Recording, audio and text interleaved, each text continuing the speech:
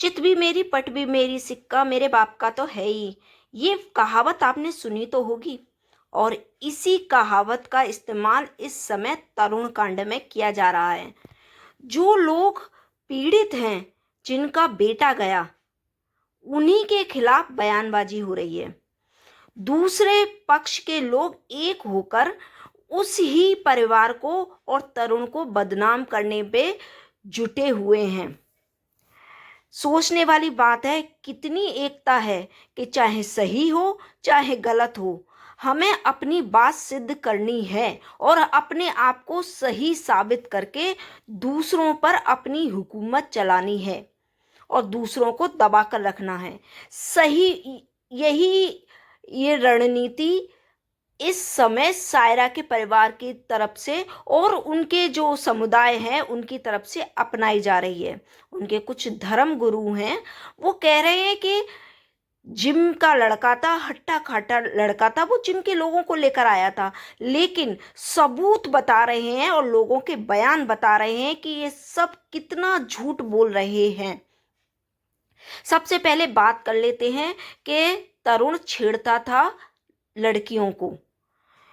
उनकी जो भतीजी हैं, जिन्होंने ये हंगामा करके, सायरा जी ने हंगामा करके जो कांड करवाया था, उनकी भतीजी कह रही हैं कि उनकी बुआ को छेड़ा गया था। अब कैसे बर्दाश्त करें, जबकि जो जिम में जाता था वो लड़का, उसी जिम की सारी लड़कियां स्टाइलिश, फैशनेबल, सुंदर, सारी लड़कियां वो कह रही हैं कि नहीं, वो बहुत सीधा लड़का था। उसके दोस्त कह रहे हैं वो कभी अल्कोहल नहीं लेता था, हमारे साथ ट्रिप पे भी गया था और कभी हमने उसे ऑफर भी की थी लेकिन उसने मना कर दी। बहुत अच्छा और शरीफ लड़का था।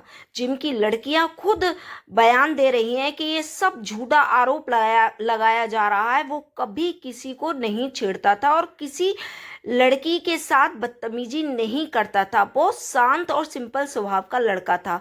अपना जिम करता था, उसकी बॉडी अच्छी थी और कहते हैं कि उसकी पर्सनैलिटी को देखकर ही दूसरे पक्ष के लोग कुछ उससे जलन सी भी रखते थे और उसे नीचा दिखाने की कोशिश करते थे।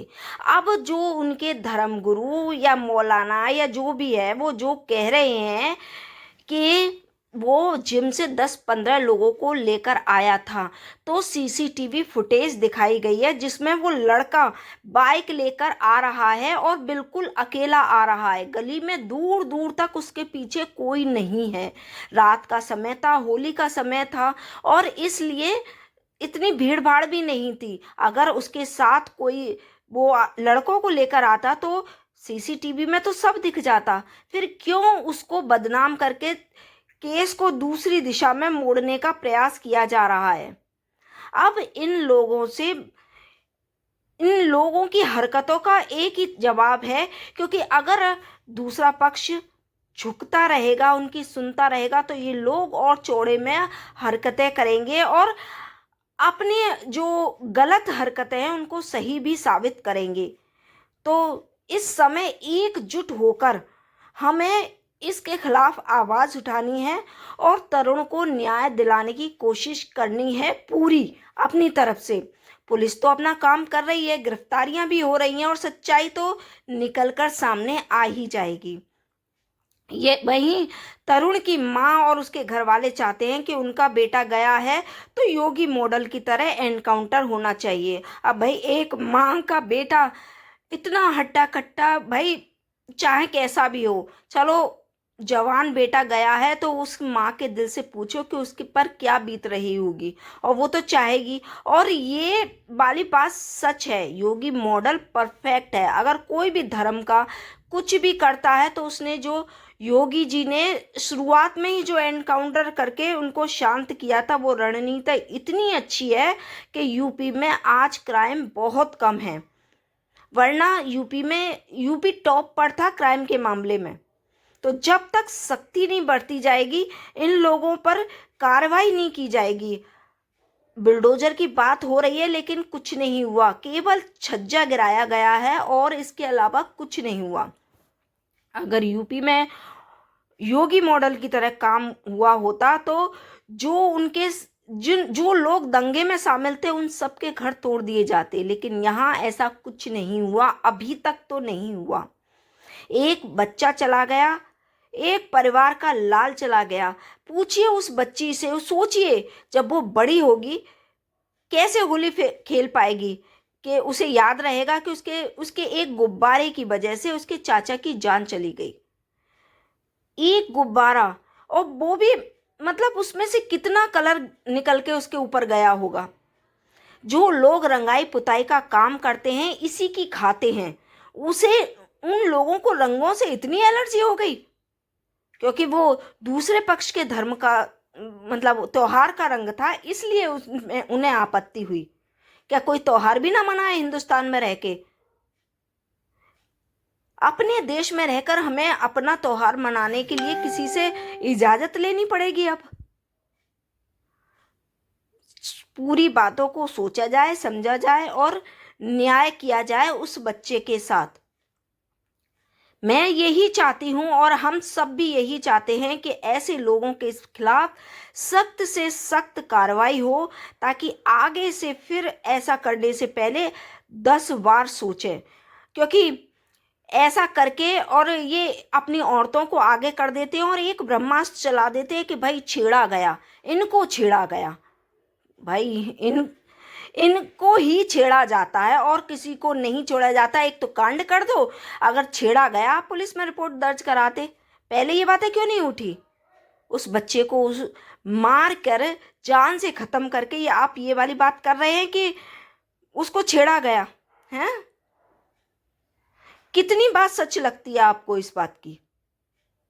और जबकि पड़ोसी कह रहे हैं कि जो आस पड़ोस में रहने वाले थे वो सब कह रहे हैं कि बहुत अच्छा लड़का था, कभी किसी से ऊंची आवाज में बात नहीं करता था। लेकिन ये लोग कह रहे हैं तो इनकी बातों को माना जाए।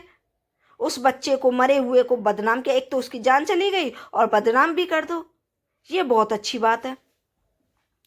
तो दोस्तों, इस केस की मैं जब तक कोई अच्छा रिजल्ट ना निकले, इस आवाज़ को बंद ना किया जाए, मेरी सभी से यही दरखास्त है। क्योंकि सोशल मीडिया पर भी प्रश्न उठाया जा रहा है।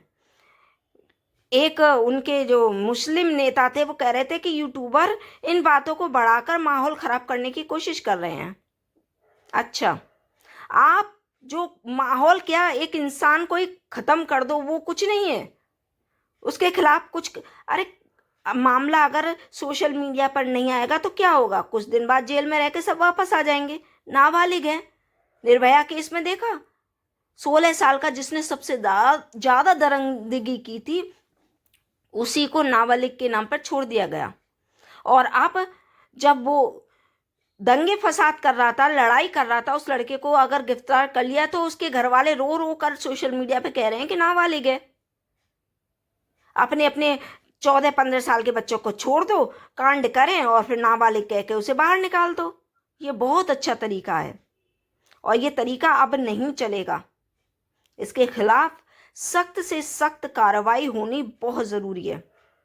दोस्तों, आपकी क्या राय है कमेंट बॉक्स में ज़रूर लिखिएगा।